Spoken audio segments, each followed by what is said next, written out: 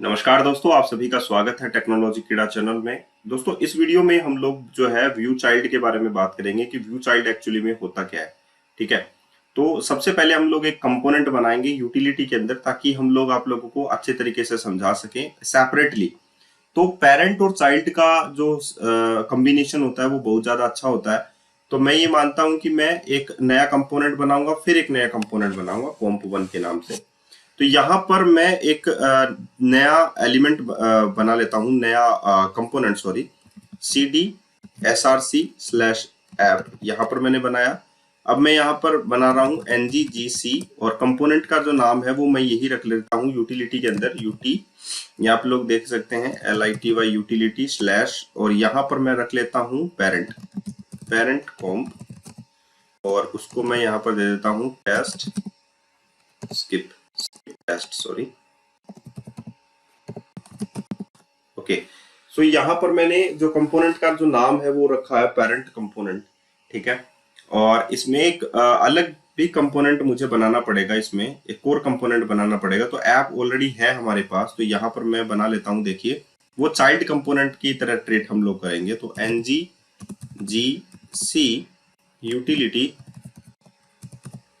Utility हो गया, and slash आप लोग रह सकते हैं चाइल्ड कॉम्प स्लैश स्किप स्लैश टेस्ट। ठीक है, तो ये हम लोगों ने चाइल्ड कंपोनेंट इसमें बना लिया। अब हम लोगों ने क्या किया ये देखिए,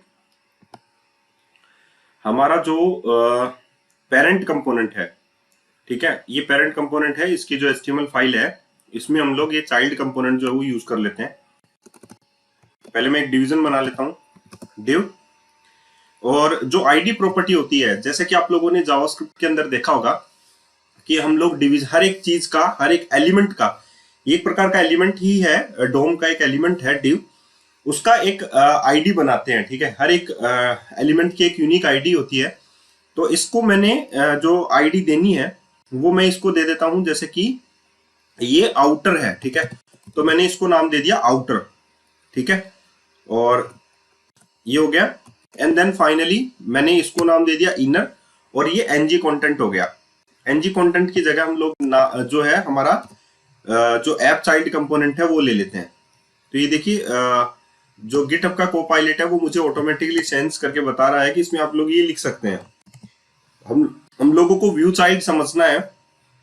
तो ये देखिए, व्यू जो आउटर है, और इसमें मैं इस पेरेंट कंपोनेंट को मैं क्या कर लेता हूं, जो ऐप कंपोनेंट हमारी फाइल है, ऐप कंपोनेंट .html आप लोग देख सकते हैं, यहाँ पर मेरे पास ऑलरेडी कुछ एलिमेंट हैं, तो मैं इनको कमेंट कर लेता हूं, और रिमेनिंग में जो है मेरे पास पेरेंट कंपोनेंट, वो मैं इसमें ऐड कर लेता हूं, ऐप पेरेंट कंपोनेंट। तो ये रेंडर हो जाएगा मेरा पेरेंट कंपोनेंट। अगर आप लोग देखना चाहेंगे तो मैं आप लोगों को दिखा दूंगा। देखिए, यहाँ पर चाइल्ड कंपोनेंट वर्क्स आप लोगों को दिखाई दे रहा है, क्योंकि पेरेंट के अंदर हमारे पास चाइल्ड कंपोनेंट है। ठीक है, इसके आगे मैं और एक चीज जोड़ देता हूं, जैसे ऐप कंपोनेंट, इसको तो मैं हटा देता हूं। यहाँ पर आउटर के अंदर मैं एक और h1 ऐड कर देता हूं। ठीक है, और उसमें मैं लिख देता हूं हेलो वेलकम यूजर, और यहाँ पर मैं करली जो है इंटरपोलेशन यूज कर लेता हूं, यहाँ पर मैं यूजर नेम लिख देता हूं। ठीक है, अब ये यूजर नेम कहां से आएगा, पेरेंट कंपोनेंट की टाइपस्क्रिप्ट फाइल से। ये पेरेंट कंपोनेंट की जो टाइपस्क्रिप्ट फाइल है ये वाली है, इसमें हम लोग ये यूजर नेम लिख देते हैं, यूजर नेम। ठीक है, और मैं इसको यूजर नेम को जॉन डॉय दे देता हूं बाय डिफॉल्ट। आप लोग देख सकते हैं यूजर नेम का यू कैपिटल है, तो इसको एज इट इज यही देना पड़ेगा। तो मैं इसको ये नाम दे देता हूँ। कोई प्रॉब्लम नहीं होनी चाहिए। तो आप लोग देख सकते हैं अभी तक मैंने व्यू चाइल्ड का इस्तेमाल नहीं लिया है, मैंने यहाँ पर लिखा वेलकम यूजर जॉन डॉय। अब मैं ये चाहता हूं कि जॉन डॉय का जो कलर है वो आप लोगों को रेड कलर में दिखाई दे। ठीक है, तो आप लोग क्या करेंगे, आप लोग इसकी टाइपस्क्रिप्ट फाइल में कैसे स्टाइलिंग करेंगे, मतलब जो डॉम पर रेंडर हो चुका है उस पर आप लोग कैसे करेंगे। तो डॉम एलिमेंट को अगर हम लोग मॉडिफाई कर सके तो उसे हम लोग बोलेंगे व्यू चाइल्ड। तो अब अगर हम लोग यहाँ पर एक कंपोनेंट बना ले, जैसे कि मैंने यहाँ पर लिखा @व्यू चाइल्ड। ठीक है, और उसके अंदर मुझे यहाँ पर उस एलिमेंट का नाम देना पड़ेगा। तो उस एलिमेंट का नाम जो है वो कैसे देंगे, क्योंकि यहाँ पर हमारे पास है आउटर, ये आउटर है यहां से लेके यहां तक ही पूरा, ठीक है। आप लोग देखते जाइए, यहां से लेके यहां तक पूरा का पूरा ये आउटर है। लेकिन मुझे इसका नेम जो है, जो यूजर नेम है, वो ही सिर्फ चेंज करना है। आप लोग समझ के चलिए, मुझे सिर्फ यूजर नेम जो है उसका जो कलर है वो मुझे चेंज करना है, ठीक है। तो यहां पर आप लोग देखिए कि अगर सबसे पहले मैं आप लोगों को इस आउटर डिव के ऊपर ऑपरेशन करके बताता हूं, ठीक है। जैसे कि मैंने यहां पर लिख दिया आउटर, ये हो गया आउटर, क्योंकि इसका जो टेम्पलेट रेफरेंस वेरिएबल है आउटर के नाम से है। आप लोग देख सकते हैं आउटर, ठीक है। अब इसका मैं कोई एक वेरिएबल बना लेता हूं आउटर, ठीक है। और ये किस टाइप का होगा, एलिमेंट रेफरेंस, एनईबी लिख सकते हैं आप लोग, एलिमेंट रेफरेंस, ठीक है। अब आप लोग देख सकते हैं कि कंसोल डॉट लॉग के अंदर आप लोगों के पास क्या आया है। तो कंस्ट्रक्टर में डालते हैं हम लोग, या एनजी ऑन इनिट के अंदर भी डाल सकते हैं, इम्प्लीमेंट ऑन इनिट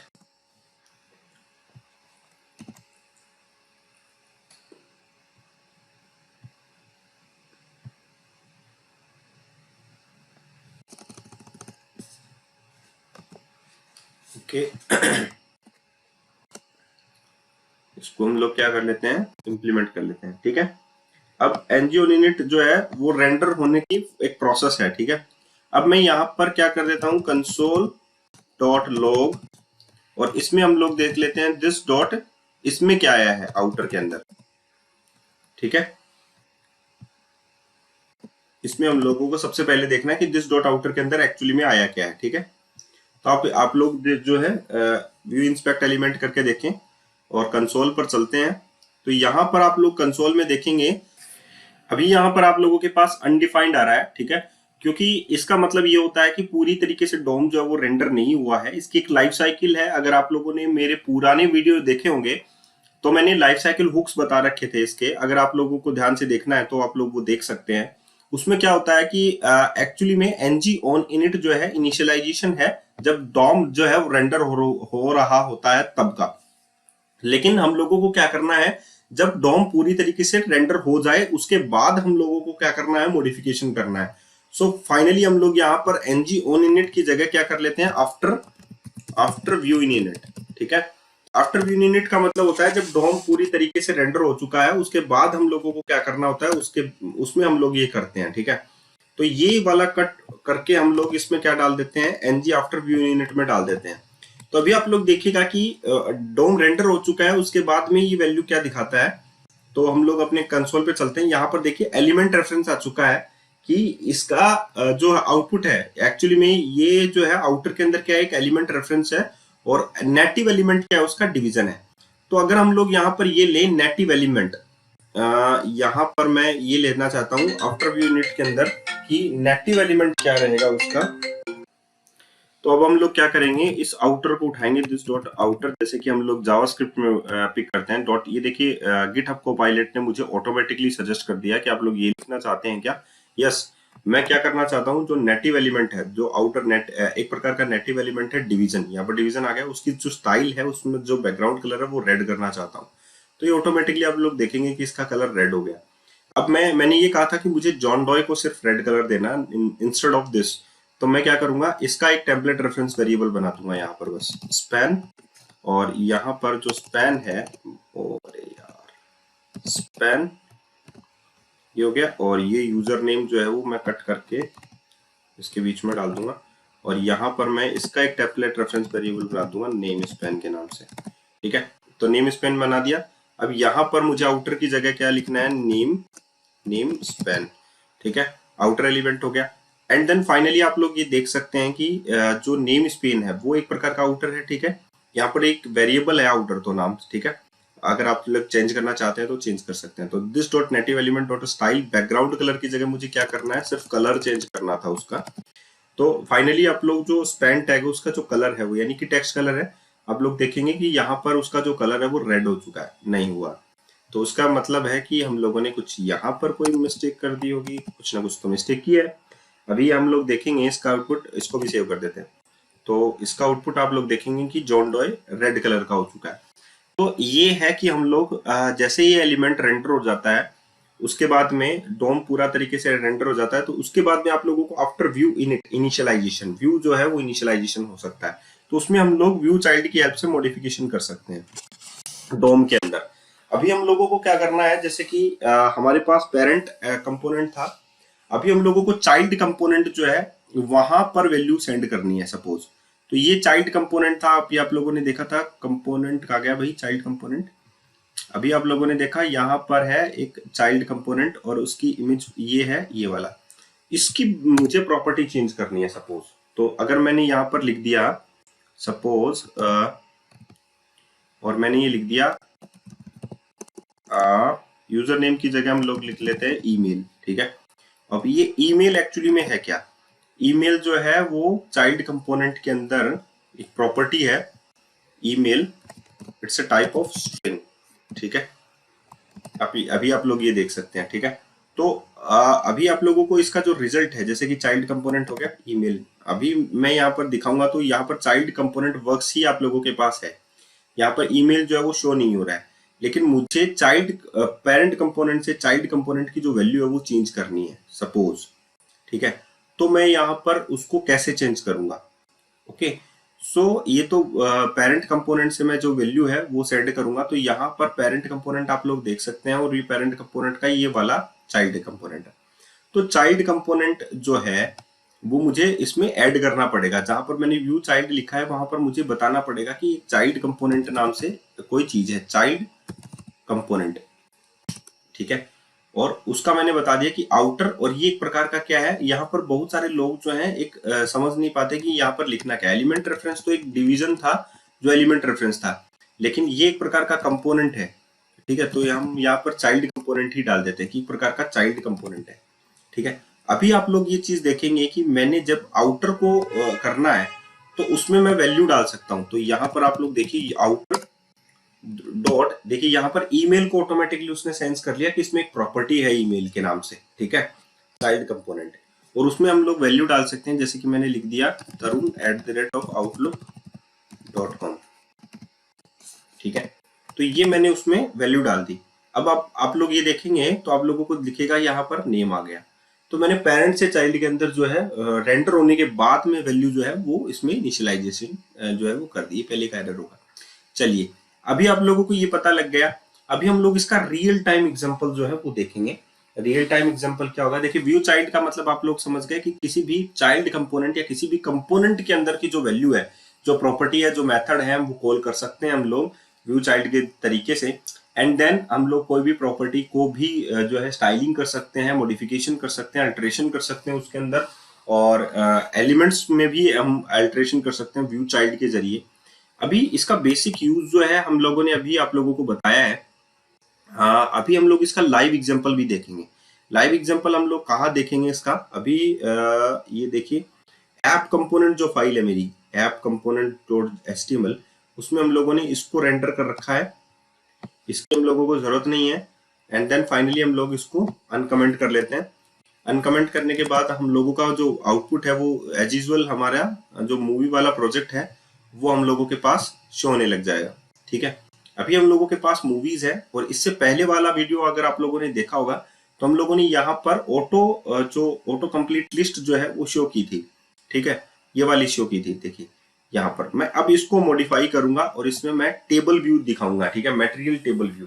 एक्चुअली मैं मटेरियल टेबल व्यू जो है वो बता चुका हूँ, ठीक है, कि मटेरियल में टेबल जो है वो कैसे इस्तेमाल में लें। लेकिन अभी आप लोग इसको दोबारा से भी यहाँ पर देख सकते हैं कि मटेरियल टेबल मैं कैसे इस्तेमाल में लेता हूँ, और यहाँ पर मेरा व्यू चाइल्ड का जो है वो इस्तेमाल में क्या आता है, ठीक है। तो वन बाय वन मैं प्रोसेस को दोबारा से दिखाना चाहूंगा, तो आप लोग पूरा इस वीडियो को देखिएगा। तो यहाँ पर हम लोग दोबारा से चलते हैं और हमारी जो मटेरियल टेबल थी, अगर हम लोग दोबारा से देखें तो यहाँ पर हम लोगों ने सब कुछ ऐड कर रखा है। अभी हम लोग क्या ऐड करेंगे, मटेरियल का टेबल भी हम लोग व्यू ऐड करेंगे। तो यहाँ पर हम लोग लिख देते हैं इंपोर्ट, और यहाँ पर लिख देते हैं मैट टेबल मॉड्यूल, ठीक है, और ये आ गया टेबल से, ठीक है। इसको मैं कॉपी कर लेता हूँ और मैं इसको एक्सपोर्ट्स के अंदर पेस्ट कर दूंगा। देखिए मैं एक्सपोर्ट के अंदर कर रहा हूँ, आप लोग इंपोर्ट के अंदर करेंगे, क्योंकि हो सकता है कि आप लोगों का जो मेन मॉड्यूल फाइल हो आप लोगों की वो ऐप मॉड्यूल डॉट टीएस हो। मैंने क्या कर रखा है, मैंने एक अलग से फाइल बना रखी है मटेरियल के नाम से, जिसमें सिर्फ मेरा मटेरियल वाला कोड ही है। ठीक है, आप लोगों को इतना ध्यान रखना है, ये चीज मैं हर कोड में बताने की कोशिश करता हूँ। अब आप लोग ये देखिएगा कि जो मेरा फॉर्म था ऑटो कंप्लीट वाला, वो ऑटो कंप्लीट वाला आप लोग देखिए पेरेंट और चाइल्ड वाला तो यहाँ पर हो गया। एंड देन फाइनली मेरा जो ऑटो कंप्लीट था वो मैंने एक्टर के अंदर बनाया था, तो ऑटो कंप्लीट नाम से यहाँ पर आ गया। और इसका जो HTML फाइल आप लोग देख सकते हैं, इसमें मैंने एक लिस्ट जनरेट की थी यूएल की। इसकी हम लोगों को कोई जरूरत नहीं है, हम लोगों को बनानी है टेबल। तो मैंने बनाई टेबल, और इसमें हम लोगों को किसकी जरूरत है, मैट टेबल की। तो मैंने बनानी है मैट टेबल। मैट टेबल के बाद में मैं ngif लगाता हूँ। ngif का मतलब है कि टेबल जो है वो तभी शो होगी जब हमारे पास जो हम लोगों ने सेलेक्ट किया है उसमें कुछ डाटा हो, यानी कि एक्टर वाली लिस्ट में हमारे पास डाटा हो। ये एरे था हमारे पास सेलेक्टेड एक्टर्स के नाम पे, ठीक है, उसका एक एरे था। अगर उसमें कोई डाटा है तब तो हम लोगों को दिखाई देगा। तो यानी कि actors dot length is greater than 0, अगर ये 0 से बड़ा है तब हम लोगों को डाटा दिखाई देगा। मैट टेबल का एक डाटा सोर्स होता है जो इससे बाइंड होता है, डाटा सोर्स। ओके, ये डाटा सोर्स, ये प्रॉपर्टी बाइंडिंग हम लोगों को करनी है यहाँ पर डाटा सोर्स। और डाटा सोर्स में हम लोग यहाँ पर क्या लिखेंगे, इक्वल्स टू, और इसमें हम लोगों के पास क्या आना चाहिए, यही सिलेक्टेड एक्टर्स हमारे पास आना चाहिए। तो अभी मैंने यहाँ पर लिख दिया सिलेक्टेड एक्टर्स। ओके, आप लोगों को ये बात समझ में आ गई होगी। अब मैं इस मैट टेबल को यहाँ पर क्लोज कर देता हूँ। अभी आप लोगों को ये एरर दिखाई दे रहा होगा कि यहाँ पर ये सिलेक्टेड एक्टर्स में एरर क्यों दिखा रहा है, ठीक है, जबकि selected actors does not exist on the type of property. तो अभी अब हम इसमें चलते हैं, और अभी हम अब यहाँ पर देखना आप लोग, एक्टर्स में जो एरे है वो हो गया हमारे पास। और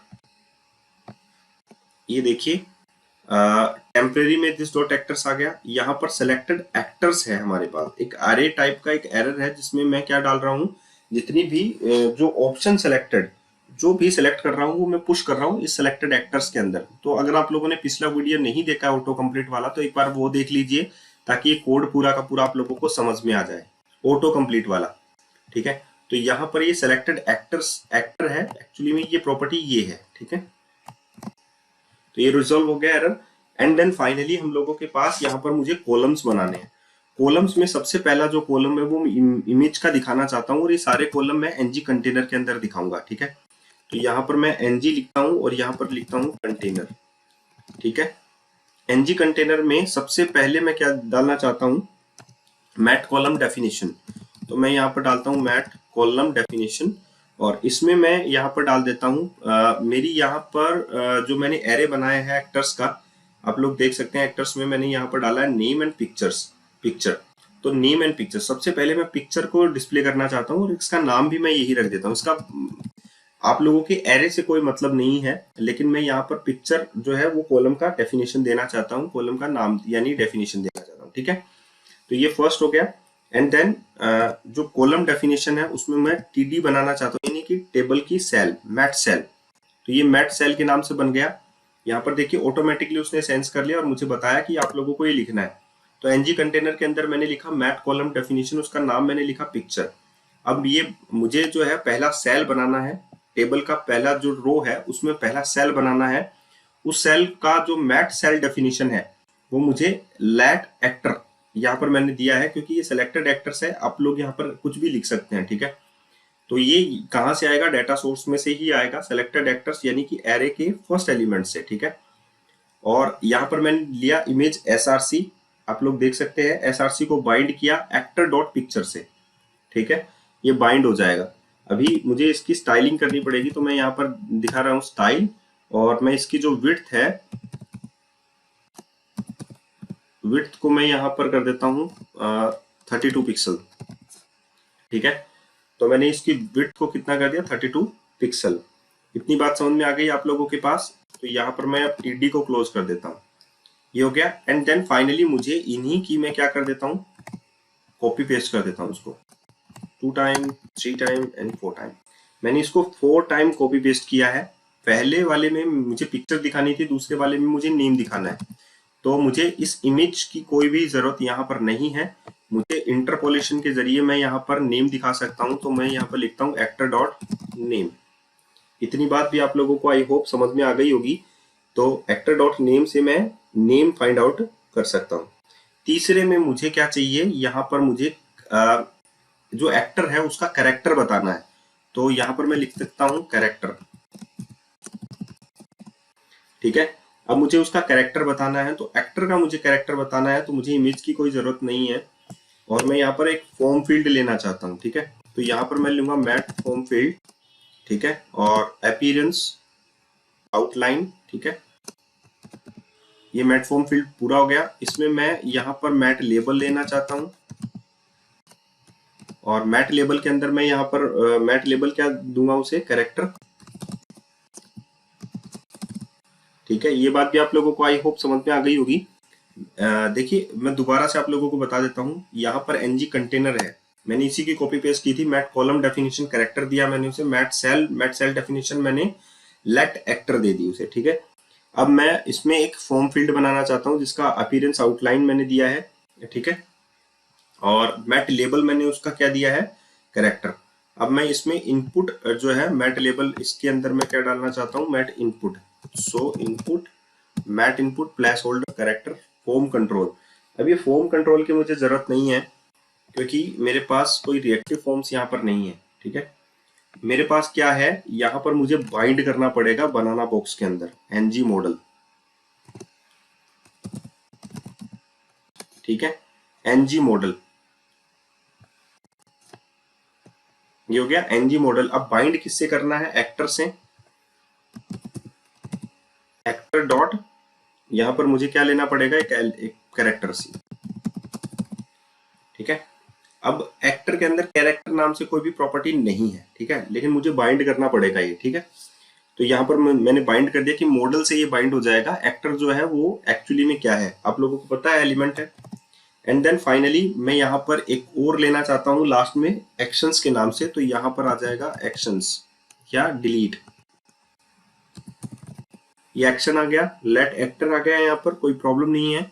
यहाँ पर मुझे बनाना क्या है वो लिखना है, तो मुझे बनाना यहाँ पर है एक क्रॉस बटन, यानी कि मैट आइकॉन। और मैट आइकॉन में कौन सा आइकॉन मुझे दिखाना है यहाँ पर, एक्चुअली में क्लोज। और मैट आइकन पे मैं क्लिक भी करना चाहता हूँ, सो यहाँ पर मैं क्लिक इवेंट हैंडलिंग क्लोज करूंगा, और यहाँ पर मैं लिख देता हूँ रिमूव। ठीक है, और इसमें मैं यहाँ पर डाल देता हूँ एक्टर। जो मुझे रिमूव करना है वो ये एक्टर है। ठीक है, ये बात समझ में आ गई आप लोगों को। मैट सेल डेफिनेशन हो गया, क्लोज हो गया, एंड देन इसकी क्लास है मैट लिस्ट आइकन। ठीक है, तो लिस्ट ऑफ आइकॉन्स जो है आप लोगों को दिखाई देंगे। तो mat icon, mat list icon, remove. अब ये रिमूव वाला जो चीज है मैं किस में काम में लेता हूँ, टाइपस्क्रिप्ट फाइल के अंदर। इसमें मैं यहाँ पर डाल देता हूँ एक्टर। ठीक है, अभी आप लोगों को कोई प्रॉब्लम नहीं होगी। अभी मैं क्या करना चाहता हूँ, यहाँ पर मैंने डाल दिया एक्टर। ठीक है, तो ये जो हम लोगों ने यहाँ पर डाला एक्टर, तो मैं इसकी कॉलम डेफिनेशन भी बनाना चाहता हूँ कि एक्चुअली में मैं कॉलम डेफिनेशन क्या देना चाहता हूँ इसकी, है ना। तो जैसे कि ये हो गया, हम लोगों को इसकी कॉलम डेफिनेशन देनी है, तो कॉलम डेफिनेशन हम लोग यहाँ पर लिख सकते हैं कॉलम्स टू डिस्प्ले। कौन कौन से कॉलम्स हैं जो मैं डिस्प्ले करना चाहता हूँ, picture, name, character,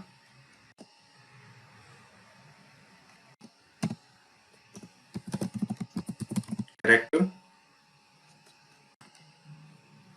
and action.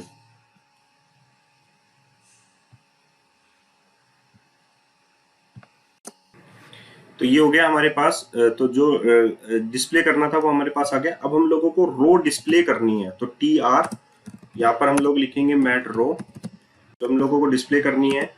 और मैट रो डेफिनेशन यहाँ पर लेट एक्टर हो गया, एंड कॉलम्स में डिस्प्ले कॉलम्स हो गया।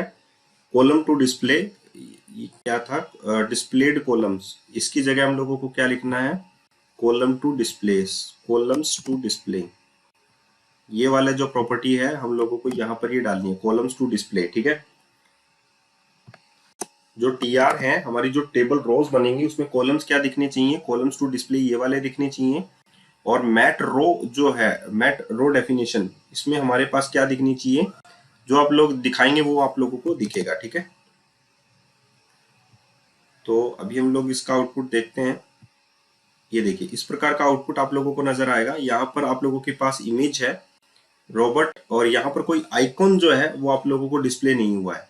ठीक है, अभी आप लोग देखिए यहाँ पर एक टेक्स्ट बॉक्स भी आप लोगों को नजर आना चाहिए था, वो भी नहीं आया है। और ना ही आप लोगों को एक क्लोज जो बटन है वो भी नजर नहीं आया है। ठीक है, तो अभी हम लोग देखेंगे। तो देखिए दो जो है वो हमारे पास डिस्प्ले हो चुके हैं, नेम एंड हमारे पास पिक्चर्स, लेकिन कैरेक्टर डिस्प्ले नहीं हुआ है। ओके ओके, ये एरर था। ये देखिए लास्ट में कुछ लिखा हुआ है, तो मैंने इसको सेव कर दिया दोबारा कैरेक्टर को। और अब हम लोग अपना आउटपुट देखते हैं, और हम लोग इसमें सेलेक्ट करते हैं। जैसे कि मैंने टॉम क्रूज सेलेक्ट कर लिया। ओके, तो यहाँ पर टॉम क्रूज नजर आ रहा है, लेकिन जो कैरेक्टर्स है वो अभी हमारे पास इसका डिस्प्ले देखिए। ठीक है, एंड अब हम लोग दूसरा सेलेक्ट करते हैं। अभी जब मैंने दूसरा सेलेक्ट किया तो देखिए मेरा जो सेलेक्ट किया हुआ जो ऑप्शंस था, अगर हम लोग देखना चाहें तो जो सेलेक्ट किया हुआ ऑप्शंस था वो एक्चुअली में किस में गया। जो ऑप्शन सेलेक्टेड मैंने किया था, अभी आप लोग देखिए, तो मैंने ऑप्शन यहाँ पर सिलेक्टेड किया था। ऑप्शन सिलेक्ट करने के बाद मेरा सिलेक्टेड जो एक्टर है उसमें पुश हो जाना चाहिए था। ठीक है, वो पुश हो गया। My control dot set value जो है, पैच वैल्यू भी आप लोग कर सकते हैं, वो भी एम्प्टी हो गई। लेकिन एक्चुअली में हुआ क्या, वो पुश तो हो गया हमारे पास, क्योंकि डाटा सोर्स हमारे पास क्या है, सिलेक्टेड एक्टर्स का यही है। आप लोग देख सकते हैं कि जो डाटा सोर्स है वो सिलेक्टेड एक्टर्स ही है, लेकिन यहाँ पर डिस्प्ले नहीं हुआ। यहाँ पर सिर्फ एक ही डाटा डिस्प्ले हो रहा है। तो यहाँ पर हम लोगों को किसकी जरूरत है, व्यू चाइल्ड की। व्यू चाइल्ड की जरूरत क्यों है, क्योंकि जो डोम है वो रेंडर नहीं हुआ है प्रॉपरली। ठीक है, तो यहाँ पर उसको डोम को रेंडर करना जरूरी है। अभी आप लोग देखेगा कि आप लोगों को पता लग जाएगा कि एक्चुअली में व्यू चाइल्ड का यहाँ पर काम क्या है। ठीक है, तो मैं यहाँ पर एक प्रॉपर्टी बना लेता हूँ व्यू चाइल्ड के नाम से, @व्यू चाइल्ड।